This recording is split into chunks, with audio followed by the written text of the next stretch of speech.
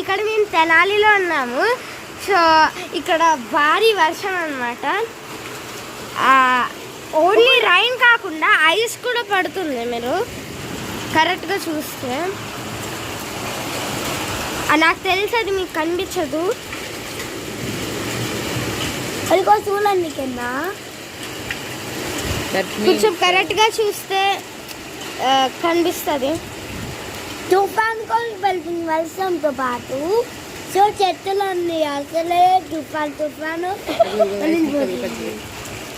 అదిగోండి పెద్దగా వస్తుంది ఐస్ ముక్క పెద్దగా వస్తుంది.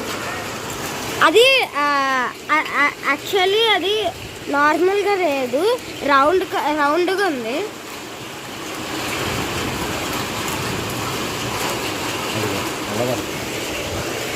ఈ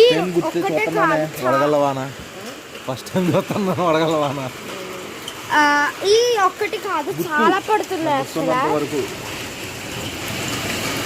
అయినా చిన్నవి ఇక్కడ కాదు, ఆ షోరూమ్ దగ్గర కూడా పడుతున్నాయి. అయినా చూస్తే అదిగోండి బ్లాక్ కార్ దగ్గర మీకు కనిపిస్తాయి. అక్కడ చాలా ఎక్కువ పడుతున్నాయి. అంటే ఆ పైన దగ్గర బౌన్స్ అయ్యి మళ్ళీ ఫ్రంట్ మీద పడుతున్నాయి. అంతసేపు ఎక్స్ప్లెనేషన్ చేయకూడదు.